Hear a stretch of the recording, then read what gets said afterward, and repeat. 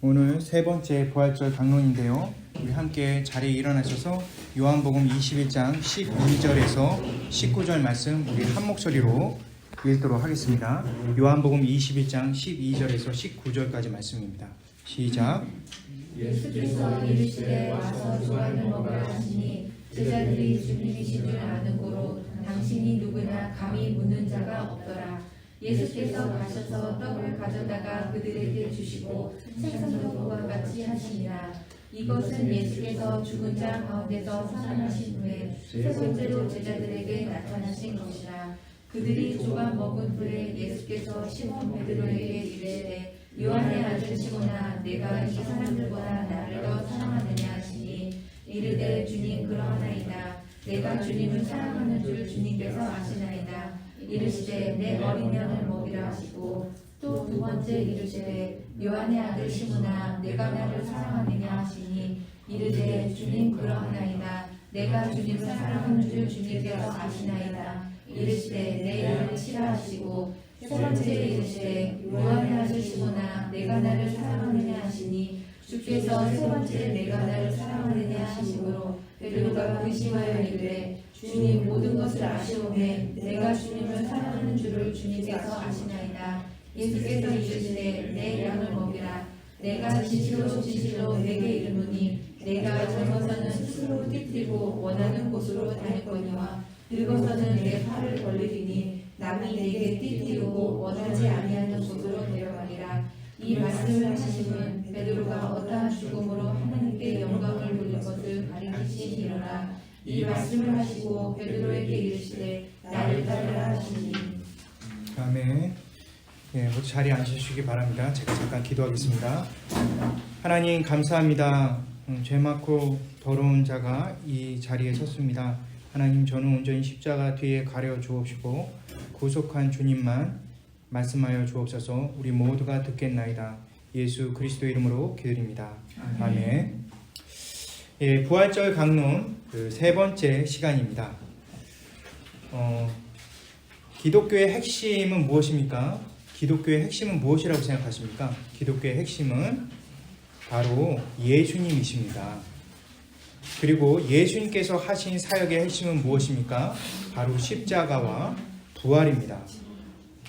다음 주에 부활절 강론을 마치게 됩니다. 이 강론들을 통해서 예수님에 대해서, 예수님의 사역에 대해서 좀 더 깊이 있게 아는 그런 시간들이 됐으면 좋겠습니다. 곧바로 말씀 본론으로 들어가겠습니다. 먼저 요한복음 21장 12절에서 14절 우리 한 목소리로 먼저 읽도록 하겠습니다. 요한복음 21장 12절에 14절입니다. 시작. 예수께서 이르시되 와서 조안을 먹으라 하시니 제자들이 주님이신 줄 아는 고로 당신이 누구냐 감히 묻는 자가 없더라. 예수께서 가셔서 떡을 가져다가 그들에게 주시고 생선도 그와 같이 하시니라. 이것은 예수께서 죽은 자 가운데서 살아나신 후에 세 번째로 제자들에게 나타나신 것이라. 아멘. 12절에서 14절 말씀은 오늘 말씀의 기초를 이룹니다. 베이직이죠. 기초를 이루는데 이 본문의 핵심은 무엇입니까? 예수님은 바로 부활하신 분이라는 사실입니다. 14절에 예수께서 죽은 자 가운데서 다시 살아나신 후에 라고 나옵니다. 이 성경 말씀은 다시 수고스럽게 이 얘기를 하고 있거든요. 우리에게 또 한 번 강조하고 있는 것입니다. 그것은 정말 부활하신 예수님에 대해서 확정적으로 그것은 사실이라고 얘기하는 것입니다. 그리고 그 부활의 예수님은 과거에 예수님께서 십자가 지시기 전에 그분과도 동일했다라는 그 내용을 하고 있는 것입니다. 제자들과 함께 먹고 마시며 함께 생활하셨던, 정말 가깝게 지냈던 그 과거의 부활 전에 예수님께서 부활 후에도 제자들 눈앞에 나타나신데 그것이 거짓이고 환상이 아니라는 것을 말해주고 있는 것입니다. 특별히 제자들이 부활하기 전이나 부활 후에도 여전히 예수님은 하나님이시고 주님이시라는 고백을 하고 있습니다. 처음에 나다나엘이 요한복음 1장에 보면 부활 전이죠. 예수님을 하나님의 아들이라고, 하나님이라고 고백하는 그런 장면이 나오죠. 그리고 나서 나중에 도마를 통해서 요한복음 20장에 부활 후에도 예수님은 하나님이시다, 주시다 그렇게 고백을 합니다. 부활에서 예수님께서 하나님이 되신 것이 아닙니다. 부활 전에도 예수님은 창조주 하나님이셨습니다. 그리고 요한복음 1장 1절에 예수님께서 이 땅에 오시기 전에도 예수님은 하나님이시라는 사실을 공개했습니다. 이를 통해서 예수님의 부활은 예수님을 본질적으로 변화시킨 것이 아닙니다. 인간이셨는데 부활하시고 후에 하나님이 되셨다. 이것은 말도 안 되는 얘기죠. 그렇다면 예수님의 부활의 의미는 과연 무엇입니까? 예수님의 부활의 의미는 우리에게 무엇을 알려주고 있는 것일까요? 예수님의 부활의 의미는 우리를 죄에서 대속하셨다라는 그 의미를 갖고 있는 것입니다. 즉 우리를 죄에서 구원해 주셨다는 것이죠. 하나님의 관계를 회복시켰다는 것입니다. 완전한 참 자유를 주셨다는 내용이 바로 예수님의 부활의 의미인 것입니다. 그 증거로 12절에 제자들이 이런 고백을 합니다. 제자들이 주님이신 줄 아는 고로 당신이 누구냐 감히 묻는 자가 없다. 고백과 같은 얘기거든요. 이것은 12절에 제자들이 확실히 알고 그것에 대해서 마음에 새긴 것입니다. 제자들은 더 이상 예수님께서 주님이라는 그 사실을 거부할 수가 없는 것입니다. 자신들이 고백하는 그리고 자신들이 알고 있는 그 예수님은 부활 전이나 부활 후나 여전히 변함없는 살아계신 하나님이시라는 사실을 알게 되는 것입니다. 그래서 그들은 주님이라는 단어를 썼습니다. 이 주님이라는 단어는 히라보로 큐리오스라는 단어를 썼습니다. 영어는 로드죠. 이 단어는 당시에 세상의 황제에게도 쓰인 말입니다. 그러나 성경의 주님은 다릅니다. 성경의 주님은 한 분뿐인 주인 되심을 고백하는 것입니다. 그래서 예수 그리스도를 통칭하는 그런 단어인 것입니다. 그리고 이 주님이라는 단어는 천지의 주인이심을 고백하는 내용이죠. 또한 동시에 부활하신 후에 예수님께서 갖게 되신 이름이십니다. 교회의 주가 되신 것이죠. 따라서 부활의 예수님을 고백할 때 사용되는 용어로서 주님이라는 주여라는 말을 자주 사용합니다. 이러한 사실 때문에 제자들은 예수님을 주시다라는 말을 함을 통해서 서로를 그 예수님을 이해하는 그런 용어로 사용하였습니다. 그래서 더 이상 제자들은 예수님의 정체성, 예수님의 신분에 대해서 묻는 자가 없었습니다. 이 주시다, 주님이시다라는 것이 이 12절 한 번만 나오는 것이 아닙니다. 무려 21장에 3번이나 나오죠. 우리 한 목소리로 요한복음 21장 7절 말씀 우리 한 목소리 한번 읽어볼까요? 제가 준비한 자료에 그 말씀이 나오죠. 한번 한 목소리로 읽도록 하겠습니다. 시작. 예수께서 사랑하시는 그 제자가 베드로에게 이르시되 주님이시라 하니 시몬 베드로가 걷고 있다가 주님이라 하는 말을 듣고 겉옷을 두른 후에 바다로 뛰어내리더라. 7절에 사랑받는 제자 누굽니까? 사도 요한입니다. 사도 요한이 주님이시라 하면서 시몬 베드로에게 외칩니다. 소리치죠. 그러자 성경 본문은 베드로가 주님이시라는 말을 듣고 움직인다고 얘기했습니다. 사실 주님이라는 말을 듣고 움직인다는 이 문장은 빼도 돼요. 그냥 베드로가 겉옷을 입고 물에 뛰어들었다 이렇게 얘기하면 되는데 굳이 여기서 한 번 더 주님이시라는 단어를 더 집어넣음을 통해서 7절에 무려 2번이나 반복을 시킵니다. 그리고 오늘 본문의 말씀에도 또 한 번 반복이 되죠. 연속해서 3번이나 주님이시라는 문장을 반복해서 썼다는 것은 이것은 의심의 여지 없이 중요하다는 것을 얘기해주고 있는 것입니다. 반드시 성경을 읽는 우리 성도들에게 성령께서 말씀하시고자 하는 의도가 있다는 것이죠. 과거에 주님이셨고 현재 우리와 함께 하시는 구원자 주님이심을 의미하고 또한 앞으로도 주님 되심을 의미하는 그 내용이 담겨 있는 것입니다. 나의 구원자 예수님, 태초부터 지금까지 단 한 번도 변함없이 나의 그리고 우리의 주님 되신 것입니다. 살아계신 참 하나님께서 지금도 우리를 지키시고 주인 되어 주시며 보호하고 계신 것입니다. 그것은 그의 많은 능력, 하나님의 능력으로 그리고 부활되신 그러한 주님께서 실제로 우리 생활 가운데 아주 세밀하게 그리고 면밀하게 실제적으로 역사하심을 통해 보여주고 계시는 것입니다. 군에서 자대 배치를 받은 지 얼마 안 됐을 때 일입니다. 그때 하필이면 굉장히 중요한 그 훈련이 있었습니다. 마지막 날 그 밤에 밤새 그 장거리를 아주 빠른 속도로 속보해서 행군하는 그런 코스가 있었습니다. 당시 저는 처음 2등병이었습니다. 그리고 자대 배치 받았기 때문에 그 뭐 소위 말해서 군대 용어로 어리버리했죠. 정말 무척 힘들었습니다. 근데 하필이면 당시 그 전투화, 이 군화죠. 이게 좀 익숙하지 못해서인지 그 훈련을 받기 3주 전에 제 발 뒤꿈치에 이미 봉화지경이라는 그런 병에 걸리게 되었습니다. 봉화지경은 군대에서만 겪는 아주 특수한 병입니다. 전투화가 딱딱한 것이 몸에 익숙하지 않아서 그것이 붓고 염증을 일으켜서 움직이기 어려운 상태를 나타내는 그런 그 증세가 있습니다. 당시 저는 완전 군장에 제 개인 화기, 소총까지 들고 또 저는 그때 박효포 중학이었습니다. 박효포를 들고 움직여야 했기 때문에 일반 병사들보다 정말 무거운 짐을 들고서 이제 견뎌야만 했습니다. 그리고 그러한 짐을 메고 지고 장거리를 아주 빠른 속도로 이제 거의 뛰어간다고 보면 됩니다. 그거를 거의 밤새도록 하는 겁니다. 그러니까 온전한 몸으로 아무것도 걸치지 않고도 참 힘든 거리인데도 불구하고 그렇게 했습니다. 저는 당시 너무나 이제 쩔뚝이었죠. 그 먼 거리를 빠른 속도로 속보를 하니까 얼마나 힘들었는지 모릅니다. 부대 간의 경쟁이기 때문에 아프다고 2등병이 빠지는 것은 상상도 못할 일이었습니다. 행군이 시작됐고 가도 끝이 없었습니다. 너무나 힘들었고 정말 지쳐 쓰러질 것만 같았습니다. 걷는 중에 너무 아파서 힘들어서 우리 예수님께, 주님께 기도했습니다. 저 좀 살려주세요. 이거 너무나 무거우니까 좀 가볍게 해주세요. 발이 아프니까 좀 아프지 않게 해주세요 라고 기도를 너무나 간절하게 했습니다. 그런데 정말 기적 같은 일이 일어났습니다.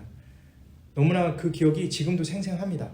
뒤에서 주님께서 저를 밀어주셨습니다. 발이 아프지 않았고 무겁지도 않고 되게 가벼웠습니다. 얼마나 감사했는지 눈물이 나올 정도였습니다.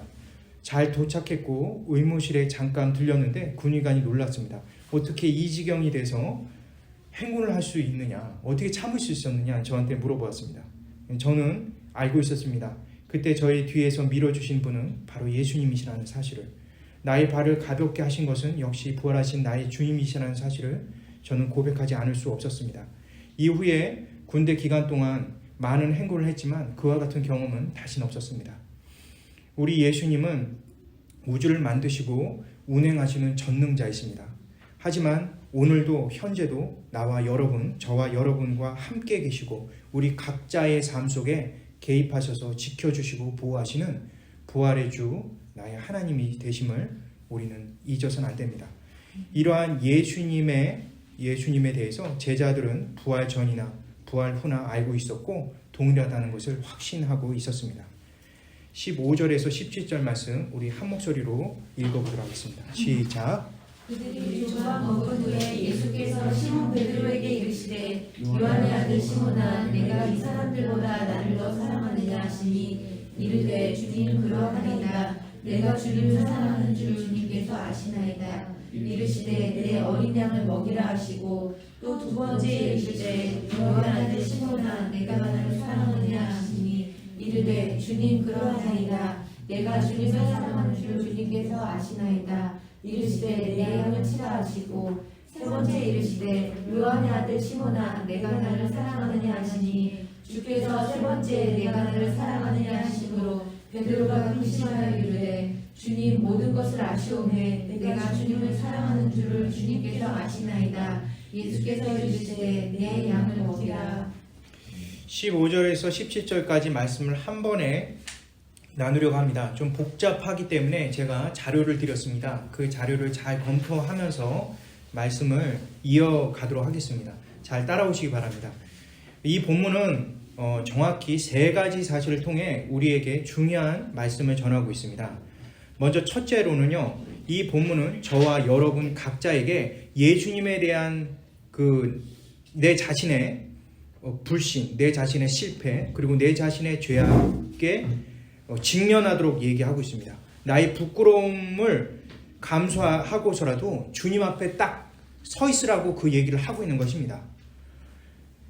이를 잘 대변하는 것이 오늘 그 본문에 나온 예수님의 질문인데요. 특별히 15절 보겠습니다. 이 15절에 내가 이 사람들보다 나를 더 사랑하느냐? 라는 문장이 나옵니다. 내가 이 사람들보다 나를 더 사랑하느냐? 이 문장에서 두 가지 단어를 한번 집중해 보려고 하는데요. 먼저 이 사람들이라는 것과 또 하나는 뭐뭐보다라는 이 비교하는 형태입니다. 먼저 이 사람들이라는 이 단어는 히라보로 투톤이라는 단어인데 정확하게 말하면 지시대명사입니다. 이것들 또는 이 사람들로 이렇게 해석할 수가 있죠. 예수님께서 이것들, 이 사람들보다 나를 더 사랑하느냐라고 우리가 직역할 수 있는데, 그러면 이 본문에서 이것들, 이 사람들을 가리키는 것은 과연 무엇일까요?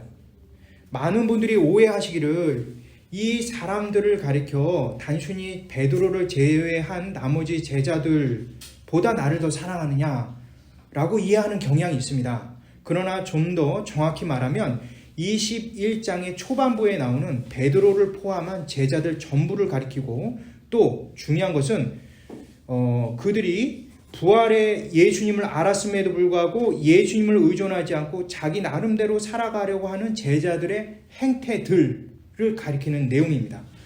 따라서 여기에 나오는 사람들도 가리키지만 동시에 그들의 모습들도 가리키기 때문에 이것들, 이 사람들이라는 그러한 내용으로 우리가 이해할 필요가 있는 것이죠. 즉 다시 말해서 예수님께서는 21장 초반부에 나오는 불신을 갖고 행하는 너를 포함한 제자들 전체의 행동보다 나를 더 의지하고 사랑하느냐, 이것을 꼬집어서 질문을 하고 있는 것입니다.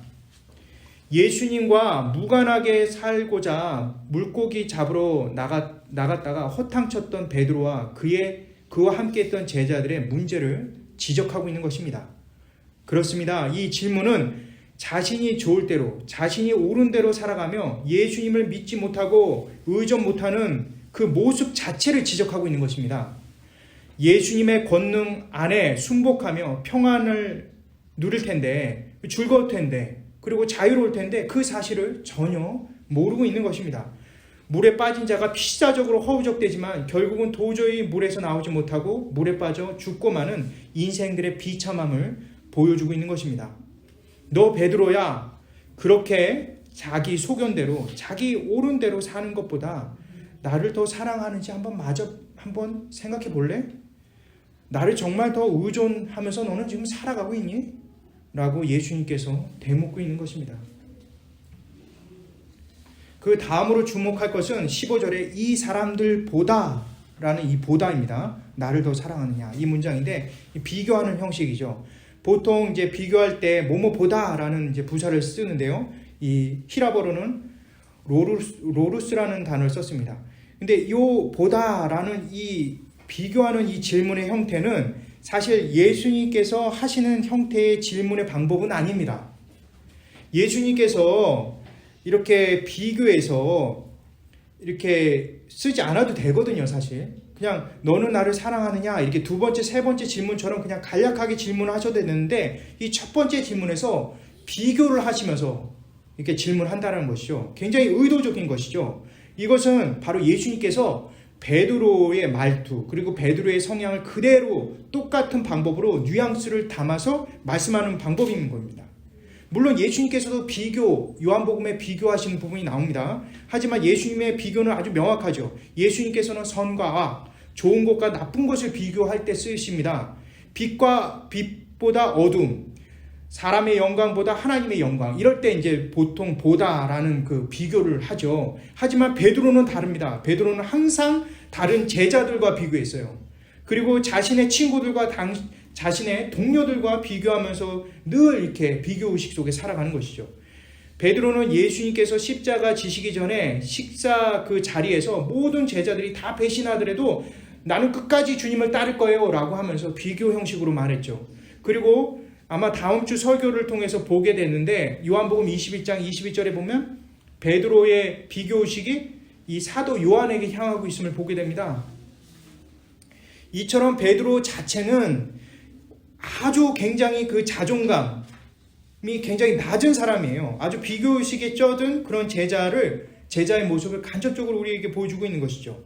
이런 낮은 자존감은 남보다 비교해서 내가 더 괜찮을 때는 위에서 그 사람을 깔보게 되지만 남이 나보다 더 낫거나 괜찮다고 생각될 때는 아래에서 얼마나 비굴하게 우는지 모릅니다.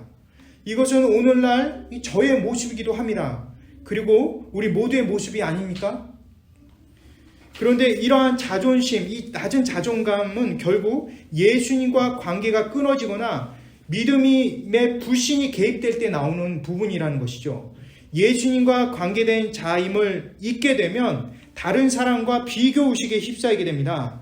우주의 최고 능력자 예수 그리스도와 관계되었을 때는 전혀 다른 사람들과 비교할 필요가 없는 것입니다.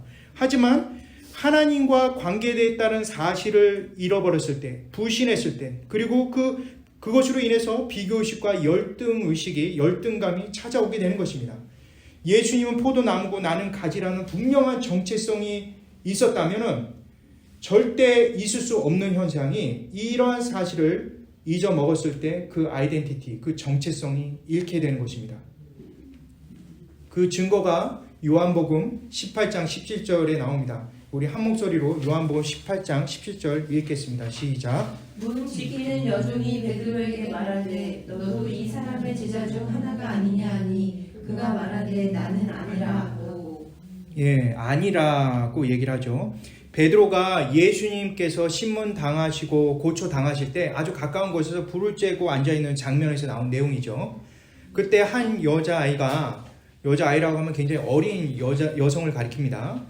여자아이가 예수님과 베드로의 관계를 의심하며 물어봅니다. 그러자 베드로가 바로 나온 것이 나는 아니라! 이렇게 말을 합니다. 그것도 3번이나 그 의심적인 질문에 대해서 동일한 대답을 하죠. 나는 아니라고. 근데 여기서 나는 아니라라고 하는 그 히라보 그 단어가 우쿠에이미인데요. 이 우쿠에이미에 정반대되는 게 성경에 동일하게 나와 있습니다. 요한복음에. 그게 바로 뭐냐면 바로 나는 이다라는 그 의미 속에 나오는 건데요. 에고에미입니다. 이것은 예수님의 정체성을 나타낼 때 예수님께서 즐겨 사용하는 용어였습니다. 예를 들면요. 나는 포도나무다. 나는 이다. 이죠. 나는 목자다. 나는 이다. 그 다음에 나는 문이다. 나는 생명의 떡이다. 이렇게 자기 자신을 정확하게 나타낼 때 에고에미, 즉 나는 이다 라는 단어를 썼죠. 이것과 이 히라보 단어와 정반대가 바로 베드로가 얘기했던 나는 아니라 라고 하는 바로 우쿠에임입니다. 베드로는 예수님께서 십자가 지시기 전에 절대로 배신하지 않겠다고 말했습니다. 그렇지만 실제로 베드로는 예수님을 배신하였고 예수님과 관계가 완전히 파괴됐죠. 결과적으로 여자아이의 말에 흔들려 자기의 자존감, 자기의 정체성이 완전히 잃어버리게 되는 것입니다. 나는 아니다 라는 그 예수님이 나는 이다 라는 정체성과 정반대되는 나는 아니다 라는 말을 반복해서 사용함을 통해서 나는 정체성이 파괴됐습니다. 그 사실을 증명해 주는 것입니다. 이처럼 저와 여러분도 예수님과 관계에 불신이 생기면 곧바로 찾아오는 것은 저와 여러분의 정체성이 파괴된다는 것이죠. 그렇게 파괴되게 되면 우리는 비교의식으로 스스로를 죽이게 되는 것입니다. 이런 사실을 예수님께서는 베드로에게 3번에 걸쳐 질문을 통해 모두 드러내십니다. 마치 예수님은 베드로에게 자신의 모습을 있는 그대로 직면하도록 만드신 거죠. 자신의 적나라한 맨몸뚱이, 벌거벗은 치부를 다 드러내게 만드시는 겁니다. 결국 베드로는 이 3번째 예수님의 질문을 통해 거짓된 자신과 대면해서 무너지게 됩니다. 마지막으로 예수님께서 질문을 하시자마자 17절에 이렇게 말합니다. 근심하며 대답하는 그런 장면이 나오죠. 이 근심하다, 베드로가 근심하죠. 이 근심하는 단어는 히라보로 루페오라는 단어입니다. 이것은 영어로도 없는 단어예요. 이 단어는 심히 고통으로 내상을 입다 또는 고통이 엄습해서 도저히 일어설 수 없는 슬픔에 쌓이다. 그리고 또 수치심에 몸을 떨어 자신을 숨기고 싶은 고통과 괴로움에 휩싸여 있다라는 의미를 갖고 있습니다. 그런데 이런 아주 극심한 고통과 그런 것이 동반되어 있는 이 근심이 있을 때 드디어 베드로는 구원의 길이 열리게 되는 것입니다. 우리도 마찬가지죠. 우리 믿는 사람도 이렇게 주님 앞에 자신의 적나라한 모습에 딱 직면됐을 때 우리는 베드로처럼 그 다음에 주님의 은혜의 손길이 있다는 것을 기억해야만 합니다. 그와 같은 놀라운 일에 대해서 이미 예수님께서는 십자가 지시기 전에, 부활하시기 전에 이미 예언하셨습니다. 참고로 요한복음 16장 20절 말씀 우리 한 목소리로 한번 읽어보도록 하겠습니다. 요한복음 16장 20절입니다. 시작. 내가 진실로 진실로 너희에게 이르노니 너희는 곡하고 애통하겠으나 세상은 기뻐하리라. 너희는 근심하겠으나 너희 근심이 도리어 기쁨이 되리라. 이 말씀은 예수님께서 십자가 지시기 전에 제자들에게 말씀하신 겁니다. 특히 주목할 것은 이 본문에서 마지막 부분에 너희는 근심하겠지만 도리어 기쁨이 되리라는 문장입니다. 여기서 근심 역시도 루페오라는 단어를 썼습니다. 수치심에 쌓여서 도저히 헤어날 수 없는 상황이 되겠지만 오히려 그것이 기쁨이 될 것이다 라는 말씀으로 이미 예언과 같이 요한복음 16장 20절에 말씀하고 계시는 것이죠. 이미 예수님께서는 제자들의 근심을 알고 말씀하신 것입니다. 그런데 이 근심이 사실은 거기서 끝나는 것이 아니라는 것을 우리에게 분명히 얘기하시는 것이죠. 자신의 폐부를 도려낼 것 같은 고통과 심한 내상을 입는 수치심이 찾아오는 것이 꼭 부정적인 것만은 아니라는 것을 오늘 말씀은 우리에게 알려주고 있는 것입니다. 오늘날도 그 예수님께서 저와 여러분의 근심과 고통의 수치심에 아주 직면하도록 우리를 이끌어 주십니다. 우리는 근심과 걱정 그리고 실패와 더러움에 번복된 모습으로 주님 앞에 서게 됩니다. 그럴 때 우리는 이 죄의 참상이 여지없이 드러나겠죠. 그 모든 원인은 바로 우리가 예수님을 불신하기 때문에 나오는 현상이고 믿지 못하게 나오는 모습인 것이죠. 베드로의 그런 배신에 버금가는 것이 우리 안에 참상 안에 나온다는 것을 보여주고 있는 것입니다. 우리는 늘 예수님을 배신할 수밖에 없는 존재입니다. 돌아서면 죄짓고 베드로보다 더 악한 모습으로 살아가기도 합니다. 뭔가 더 발전되고 진전된 것 같지만 실상은 그렇지 않죠. 서 있는 자가 넘어지는 것처럼 우리의 모습은 때로는 다람쥐 쳇바퀴 돌듯이 제자리에 일 경우가 많습니다. 이러한 고통의 그런 치를 떨고 다시 재기할 수 없도록 완전히 그 고통에 의해서 무너져 나갈 때, 그때가 바로 우리 주 예수 그리스도께서 우리 손을 잡아주시는 것입니다. 그리고 우리의 고백이 나오는 것이죠. 나에게는 주밖에 없습니다. 예수님께만 구원이 있다는 것을 믿는 그 순간이 되는 것입니다. 그분께만 의존돼야 살아남을 수 있다는 그 사실을 보게 되는 것이죠. 첫 번째 본문을 통해 우리가 배울 수 있는 중요한 사실은, 우리는 이 본문을 통해서 배울 수 있는 첫 번째 중요한 사실은 우리는 우리 죄악에 대해서 예수님 앞에 솔직히 설 수밖에 없다는 것이죠. 그때만이 주님을 의존하고 주님을 믿을 수 있는 또 다른 새로운 기회가 열린다는 것입니다. 죄가 더한 곳에 은혜가 더하다고 했습니다. 그것은 바로 이 말씀에 바탕을 둔 것입니다. 자, 그렇다면 이제 두 번째, 이 본문을 통해 알 수 있는 이 두 번째는 뭐냐? 좀 어려운 말입니다. 나는 주님을 믿음으로 사랑하고 주님은 나를 사랑하심으로 아신다라는 사실입니다. 잘 한번 의미해 보십시오. 제가 다시 한번 읽겠습니다. 나는 주님을 믿음으로 사랑하고 주님은 나를 사랑하시기에 아신다.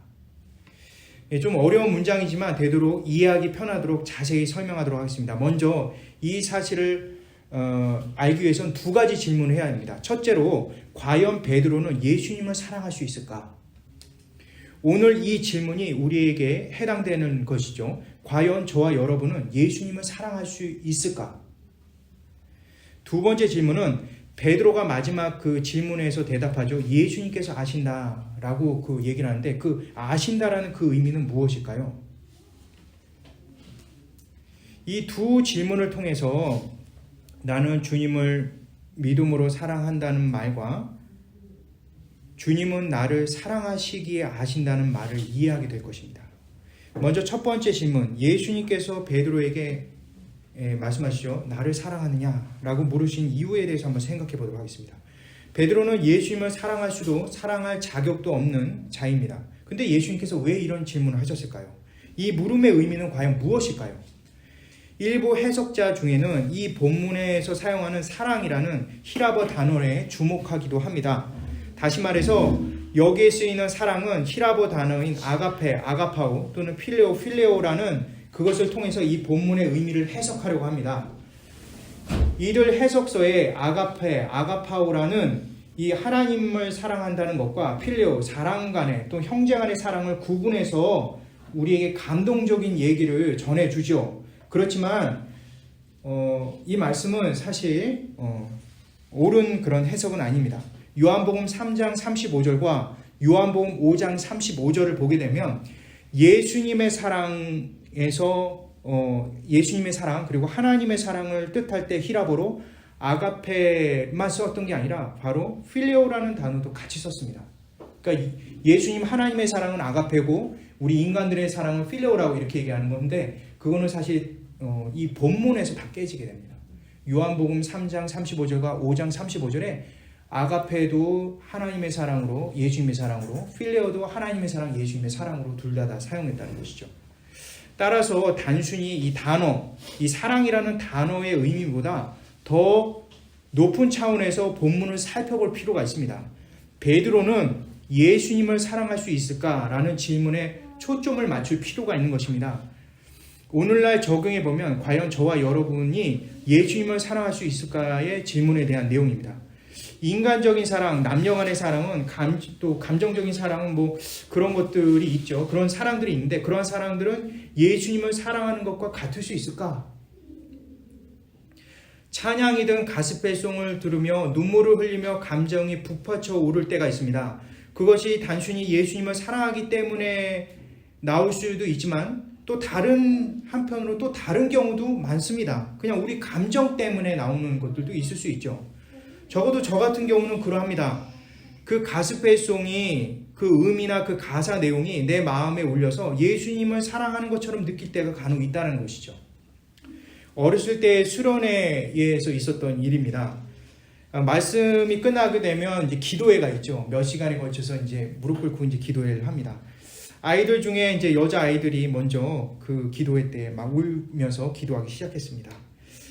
정말 열심히 땀 흘려가면서 기도하는 모습을 보니까 제 정신이 이렇게 번쩍 났습니다. 그 중에 그 저희 친구들은 중에는 보면은 억지로 눈물을 짜내면서 그렇게 막 억지로 울려고 하는 그런 친구들도 보였습니다.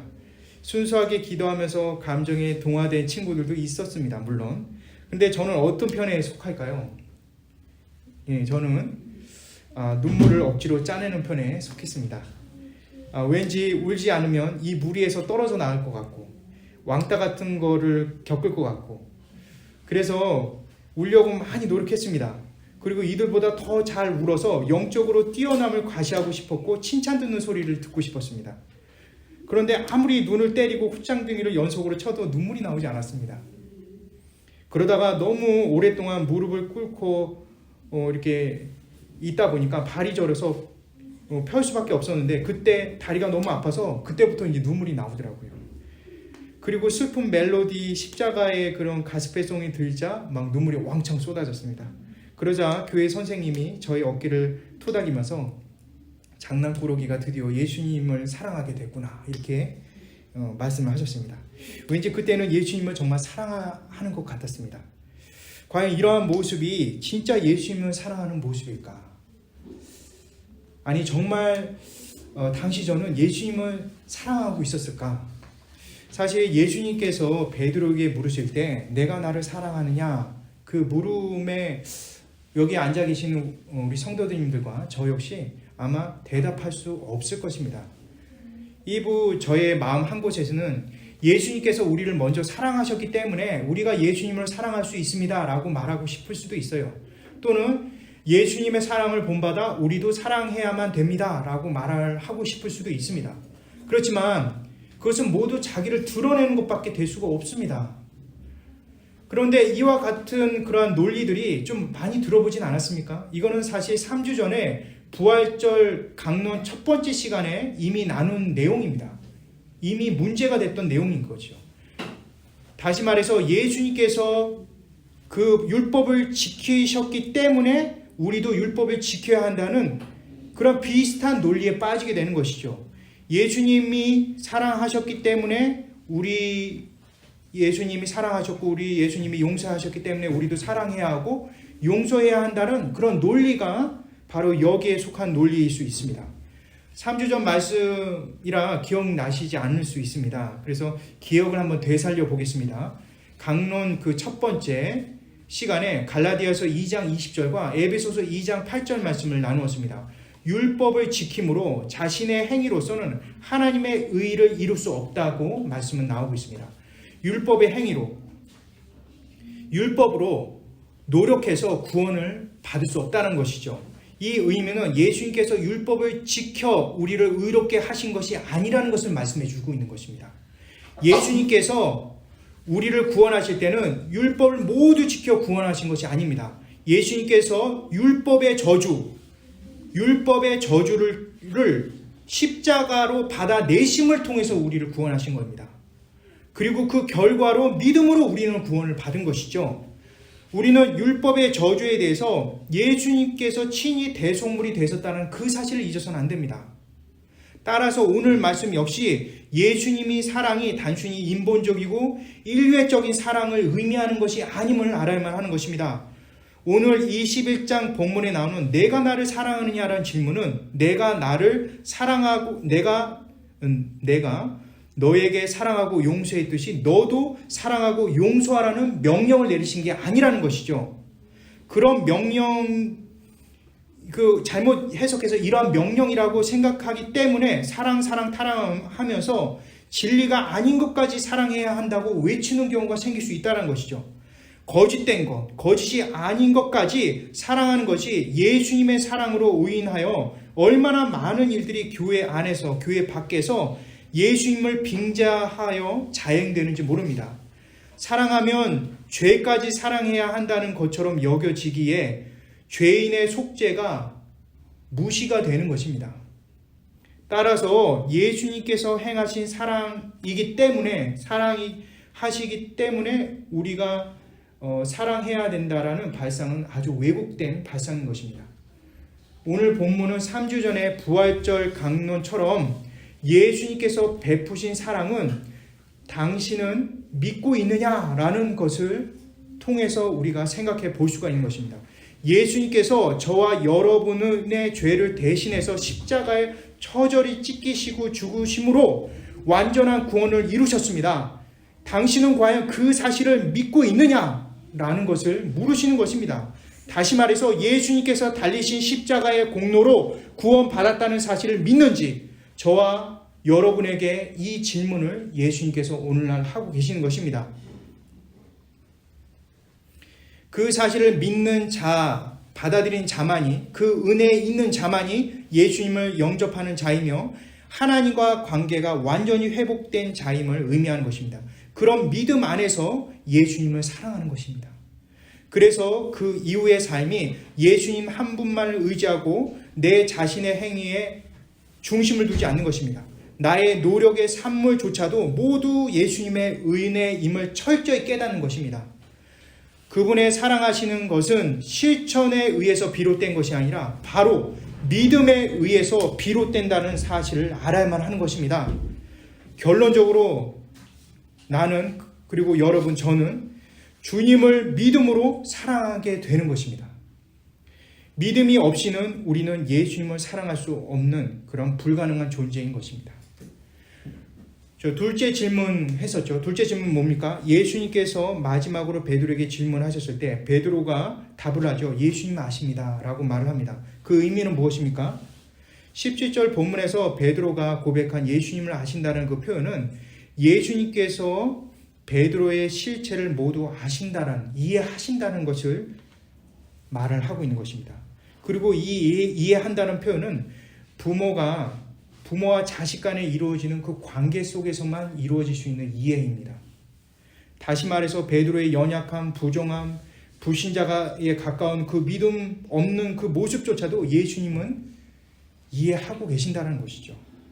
그리고 예수님께서 그 모든 부정적인 모든 죄악된 모습을 뒤로 한 채 다시 베드로를 받아주시는 것은 하나님께서 자기 자녀를 품는 것 같이 품는 것을 의미하는 것입니다. 그래서 베드로는 예수님께 나가게 되는 것입니다. 우리는 주님과 관계 속에서 믿음을 지켜나가야만 하지만 때때로는 좀 뻔뻔스러울 필요가 있습니다. 요즘 저는 아이들을 키우는 것이 참 어렵다는 생각을 갖게 됩니다. 첫째는 중학생이고 둘째, 셋째는 초등학생인데 모두 남자인지라 참 거칠고 말을 안 듣습니다. 저에게는 도저히 그 말을 듣지 않았을 때 마지막 비장의 카드가 하나가 있습니다. 바로 한국에 있는 할머니 댁에 보내서 다신 보지 못할 것이라고 협박하는 것입니다. 그동안은 잘 통했습니다. 너무 남발하지 않도록 자주 쓰지 않는 비책 중에 하나였는데요. 그동안 잘 통했어요. 그런데 이젠 큰 녀석한테 그런 협박이 먹히지 않습니다. 큰 녀석은 자신이 아버지의 아들이라는 사실을 이해하기 시작했던 것입니다. 아버지는 절대 자신을 버릴 수 없다는 사실, 아버지는 자신을 절대 포기할 수 없다는 사실을 아는 것입니다. 그래서 요즘에는 협박이 잘 먹히지 않습니다. 결론적으로 주님은 우리를 부모처럼 사랑하시기에 현재 나의 무능함과 나의 더러움을 이해하고 계신다는 거죠. 물론 그것이 우리의 불신과 죄악을 방치한다는 것과는 분명히 구별되죠. 하지만 일단 우리의 연약함을 이해하는 것은 분명한 사실이고 그것을 통해서 우리를 사랑으로 다루어 나가실 것입니다. 그것이 부모가 자녀를 사랑하기 때문에 나올 수 있는 그런 현상인 것이죠. 결국 두 번째 이 본문을 통해서 알 수 있는 것은 나는 주님을 믿음으로 사랑하게 되고 주님은 나를 사랑하시기에 아신다는 그런 결론을 얻게 되는 것입니다. 마지막 세 번째로 이 15절에서 17절 이 본문을 통해서 알게 되는 사실은 시패된 자를 예수님께서 택하신다는 것이죠. 예수님께서는 내 양을 먹이라, 내 양을 치라, 내 양을 또 먹이라 이렇게 세 번이나 베드로에게 명령을 하십니다. 여기서 이 양은 누구의 양입니까? 누구의 양이죠? 예수님의 양이죠. 예수님의 양입니다. 예수님께서 양을 위해서 자신의 생명을 보고 십자가에 지셨죠. 한 마리를 위해서 99마리의 양을 두고 가신다는 것은 99마리보다 잃어버린 한 마리가 귀하다는 얘기를 하는 것이 아닙니다. 우리 모두는 그 한 마리의 양임을 의미하는 것이죠. 그 어떤 많은 수보다, 그 어떤 보배보다 비교할 수 없는 것이 바로 예수님의 양인 것입니다. 천하보다 귀한 것이 바로 예수님의 양인 것이죠. 이렇게 소중한 자신의 생명을 걸고 구속한 양을 누구에게 맡깁니까? 예수님께서는 철저히 망하고 실패된 자, 패배된 자에게 맡기십니다. 배신자에게 맡기시는 것이죠. 너무 실패되어 변명조차 불가능한 대역죄인 베드로를 예수님께서 목자로 세우시는 것입니다. 무엇을 의미하고 있습니까? 이는 절대로 예수님밖에 의지할 수 없는 자만이, 예수님의 능력과 은혜만으로 살아갈 수밖에 없는 자만이 예수님의 일을 맡을 수 있는 자격이 있다는 것을 말해주고 있는 것입니다. 베드로 역시 예수님 앞에 그리고 또 한 마리의 양이 불가다라는 사실도 여기서는 우리가 알 수 있는 것입니다.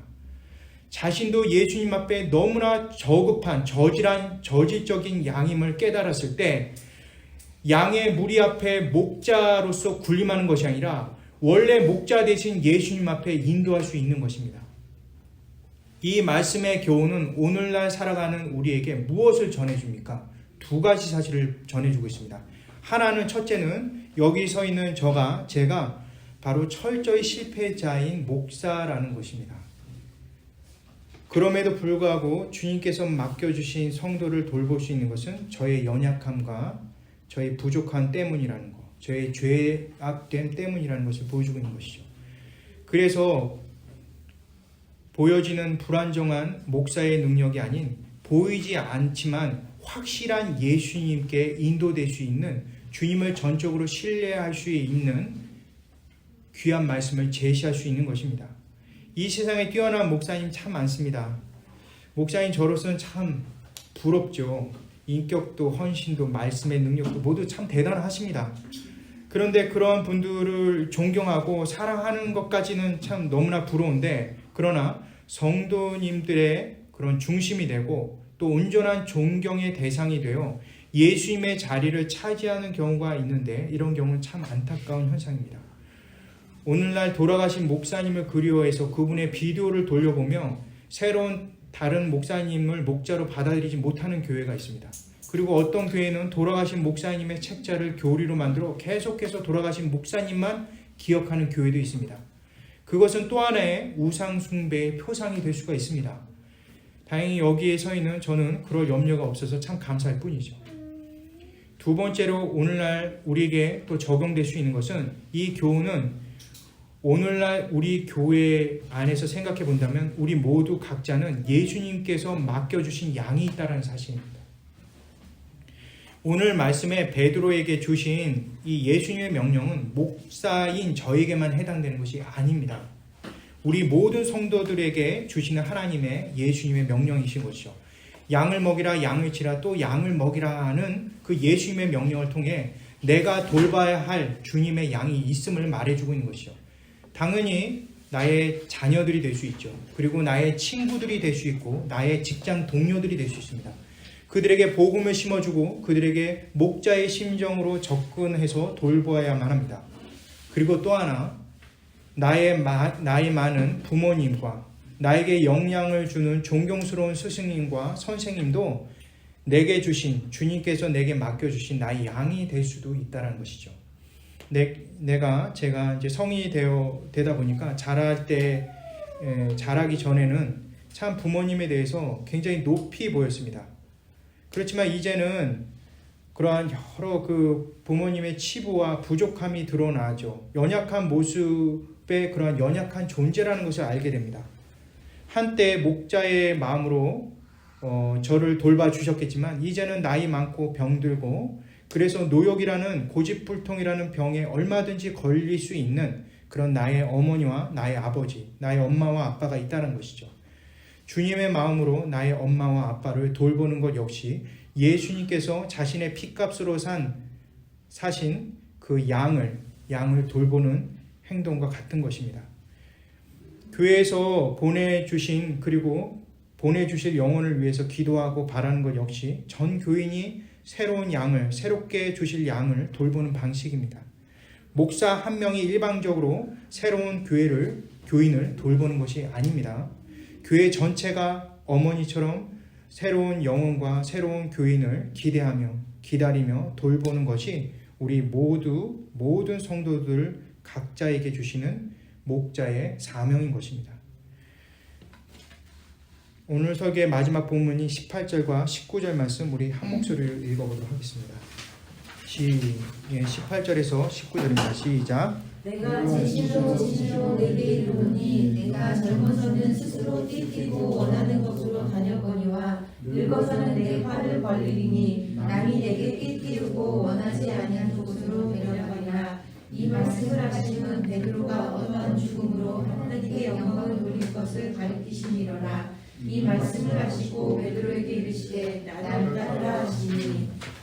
변절자 베드로에게 주시는 예수님의 최상의 선물이죠. 젊었을 때 자기 소견대로 예수님을 배신했던 자가 마지막에 가서는 예수님이 가신 그 길을 걷게 되는 것입니다. 사실 세상에서는 도저히 이해할 수 없는 대목이죠. 어떻게 이러한 처참한 죽음이 주님께 영광이 될 수 있냐, 이런 질문을 할 수가 있습니다. 자신이 원하지 않는 그 길을 가는 것이 어떻게 성경은 그것이 영광이라고 강요할 수 있느냐, 이렇게 얘기할 수 있습니다. 그것은 믿는 자만이 알 수 있는, 믿음으로만 볼 수 있는 아주 신비인 것이죠. 예수님의 사랑을 믿는데 예수님의 사랑으로 속죄가 되고 용서가 되었는데 어떻게 그분의 은혜 안에 거하는 기쁨에서 벗어날 수 있겠습니까? 그것이 죽음과 고통과 그 무엇이든 간에 우리 믿는 자에게는 장애가 될 수가 없는 것입니다. 주님의 은혜로 구원받은 자가 얻게 되는 마음인 것이죠. 가끔 이슬람 교도들의 극단적인 순교에 대한 기사를 보곤 합니다. 만일 우리의 믿음이 예수님에 대한 순교가 이들과 같다면 우리의 순교는 퇴색될 것입니다. 우리는 세상 종교가 추구하는 종교에 대한 충성심의 발로로 순교하는 것이 아닙니다. 무엇보다도 예수님께서 우리 죄를 위해 자신의 생명을 십자가에 버리셨다는 그 사실을 우리는 잘 알고 있습니다. 그것은 우리를 살리기 위한 유일한 길입니다. 그분의 피의 대가는 너무나 소중합니다. 그리고 너무나 거룩한 것이죠. 그래서 그분의 죽으심으로 우리가 용서받고 살았기 때문에 우리는 우리의 영혼과 몸을 함부로 할 수가 없습니다. 너무나 크고 가치 있는 나의 몸과 영혼에 대해서 우리는 너무나 아껴야만 하죠. 소중히 여겨만 합니다. 그리고 그것이 바로 주님의 피의 대가라는 것을 잊어서는 안 되는 것이죠. 그러나 더 중요한 사실이 있죠. 그것은 이 세상에 있는 나의 목숨과 나의 생명조차도 예수님과 나 사이를 갈라놓을 수 있는 것은 절대로 없다라는 사실입니다. 예수님과 절대적인 관계 맺은 우리는 나의 영원한 생명이 보장되어 있는 것입니다. 나의 영원한 생명 대신 예수님을 소유한 자만이, 예수님과 관계된 자만이 갖고 있는 특징인 것이죠. 그런 차원에서 베드로의 순교를 바라보아야만 합니다. 베드로가 18절에 보니까 양팔을 벌려 원하지 않는 방법으로 죽는 그런 모습이 나오는데 이것은 십자가 형벌이죠. 실제로 고대 문헌에 따르면 주후 60년에 네로 황제 때 기독교가 극심하게 박해를 받았을 때 베드로는 십자가에 거꾸로 매달려 처형됐다고 합니다. 예수님께서 오늘 본문을 통해 베드로에게 30년 후에 베드로의 죽음에 대해서 말씀하고 계신 것입니다. 이 십자가의 형벌은 로마인들에게 아주 거칠고 처절하고 치욕적인 사형 방법입니다. 그래서 로마 시민권을 받은 사람들은 절대로 금지되어 있는 것이죠. 유대인들도 역시 마찬가지입니다. 신명기 21장 23절을 통해서 십자가는 저주의 상징인 것이죠. 모두가 꺼려하는 이 십자가 형벌이 베드로에게는 과연 어떻게 다가왔을까요? 그리고 그 이야기를 함께 곁에서 들었던 제자들은 어떠한 마음으로 베드로를 보고 있었을까요? 베드로는 그것이 영광에서 나왔다는 것을, 제자들 역시도 그것이 영광으로부터 나왔다는 것을 잘 알고 있었습니다. 19절에 어떠한 죽음이라는 단어가 있습니다. 이 어떠한 죽음은 히라브로 포이오 사나토라는 단어인데요. 이 포이오 사나토라는 이 단어는 요한복음에 딱 3번밖에 쓰이지 않습니다. 요한복음 이 12장과 18장 그리고 오늘 본문 이렇게 해서 딱 3번밖에 쓰이지 않는데 이 포이오 사나토, 그 어떠한 죽음이라는 그 단어는 예수님이 앞으로 영광스럽게 죽게 될 것을 가리키는 내용인 것입니다. 그런데 여기에서는 그 어떠한 죽음이라는 포이오 사나토라는 이 단어를 사용함을 통해서 그의 죽음이 얼마나 주님 앞에 영광스러운 죽음이 될 것인지를 확증하고 계시는 것이죠. 배신자요 불안정하며 죄인의 표상이 된 이 베드로에게 주시는 하나님의 최고의 은혜이며 은혜 위에 은혜인 것입니다. 그렇습니다. 베드로의 순교는 베드로가 애당초 할 수 있는 것이 아닙니다. 예수님의 죽음과 같은 거룩한 죽음, 영광스러운 죽음은 예수님께서 베드로에게 은혜로 부여해 주신 특권과 같은 것입니다. 예수님께서 베드로에게 이 말씀을 하실 때 베드로는 정말 기대하고 감사했고 기뻐했을 것입니다. 우리에게 있는 이 세상에 요즘에 최고로 치는 것이 무엇입니까? 잘 사는 것입니다. 웰빙이라는 말이 있죠. 요즘에는 잘 쓰지 않는 내용인데요. 그 단어인데 그 정신은 여전히 남아있죠. 오히려 우리의 삶 속에 깊이 있게 파고들어 있습니다. 건강하게 살고 행복하게 살고 이것이 온 세계에 파급되어 있습니다. 그래서 건강 때문에 들어가는 돈이 해마다 국가 부채가 될 정도라고 합니다. 그리고 행복하기 위해서 자신의 행복을 위해서 많은 것을 희생합니다. 이러한 생활 속에서 우리의 진정한 행복 그리고 잘 사는 것이 무엇인지 오늘 말씀은 분명히 보여주고 있는 것이요. 우리 신앙인들에게 진정한 행복은 바로 그리스도, 예수 그리스도 그 자체인 것입니다. 하나님의 영광 그 자체인 것이죠. 우리 모두가 베드로처럼 순교자가 되라는 말을 하는 것이 아닙니다. 우리 중에는 일부 그럴 수도 있습니다. 그러나 그 순교의 고귀함은 단순히 종교의 충성심에서 나온 것이 아닙니다. 그리고 그러한 희생을 드러내고 순교자를 영웅으로 취대하는 것은 예수 그리스도를 배반하는 행동인 것입니다. 이러한 순교는 전적인 하나님의 은혜를 통해서 오직 하나님의 영광이 드러나기 위해서 하나님이 주도하신 인도하심인 것입니다. 그 증거가 바로 19절 마지막 문장이 있습니다. 제가 읽겠습니다. 이 말씀을 하시고 베드로에게 이르시되 나를 따르라 하시니, 우리는 변절자 베드로의 모습을 압니다. 이런 변절자는 다시 변절될 수가 있죠. 변절되지 말라고 이렇게 보장해서 할 수는 없습니다. 한번 용서받았다고 해서, 한번 지독하게 자신의 죄에서 직면해서 처절히 회개했다고 해서, 자신의 악행이 다 드러나서 완전히 용서를 구했다고 해서 다시 배신하지 말라는 법은 없는 것입니다. 베드로 역시 다시 배신을 반복할 수 있습니다. 그런데 이 본문에서 이렇게 나오죠. 베드로의 죽음과 함께 그를 거룩하게 해주실 약속, 즉 나를 따르라 라는 말씀을 하고 계십니다. 나를 따르라 라는 이 19절 마지막 말씀은 현재 시제의 명령형으로 지속적인 의미가 있습니다.